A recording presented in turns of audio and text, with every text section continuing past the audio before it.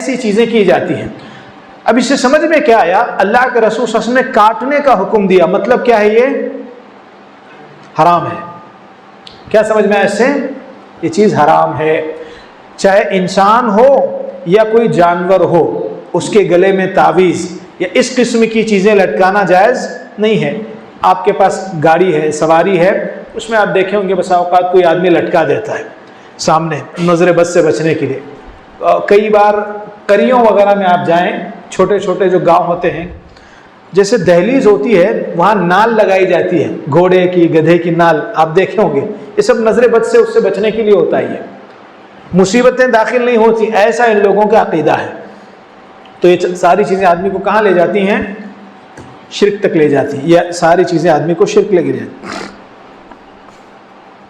تو اس حدیث سے یہ بات سمجھ میں آئی ہے کہ اگر کسی جانور کے گلے میں، بکرا ہو، گائے ہو یا جس کسی قسم کا کوئی جانور ہو، اس کے گلے میں اگر کوئی تعویذ وغیرہ ہے، مصیبتوں سے بچنے کے لیے یا بیماری سے کو ختم کرنے کے لیے یا نظر سے بچانے کے لیے اس کو تعویذ وغیرہ پہنائی گئی ہے، تو اس کو کاٹا جائے گا، اور یہ چیز حرام ہے۔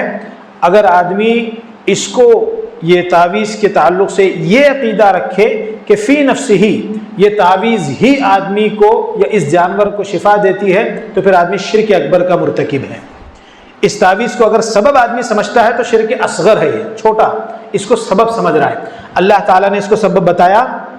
اللہ کے رسول صلی اللہ علیہ وسلم نے اس کو سبب بتایا؟ نہیں، اپنے اعتبار سے سبب سمجھ رہا ہے اس کو۔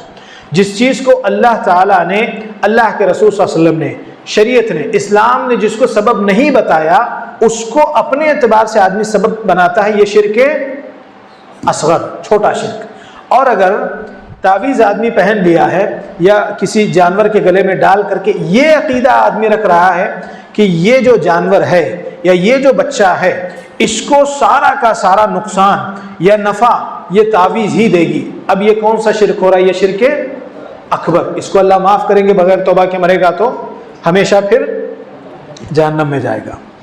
یہ پہلی دلیل تھی۔ دوسری دلیل، حضرت عبداللہ بن مسعود رضی اللہ تعالیٰ عنہ کہتے ہیں، سمعت رسول اللہ صلی اللہ علیہ وسلم یقول، میں نے اللہ کے رسول صلی اللہ علیہ وسلم کو کہتے ہوئے سنا، ان الرقا، رقیہ، والتمائم، تعویذیں لٹکانا، والتولا، تولا یہ آگے کہتا ہوں، یہ تولا، یہ تینوں چیزیں، رقیہ، تعویذیں لٹکانا، تولا، شرکن، اللہ کے رسول صلی اللہ علیہ وسلم نے تینوں کے تعلق سے کہا یہ تینوں چیزیں کیا ہیں؟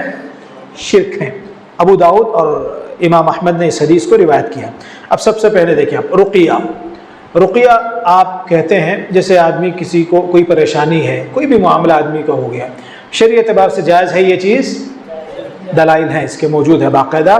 اللہ کے رسول صلی اللہ علیہ وسلم نے خود رقیہ کیا ہے، حضرت حسن حسین کو اللہ کے رسول صلی اللہ علیہ وسلم نے رقیہ کیا ہوا ہے، اور اللہ کے رسول صلی اللہ علیہ وسلم بیمار تھے، حضرت جبرائیل نے رقیہ کیا ہوا ہے، ساری چیزیں ثابت ہیں۔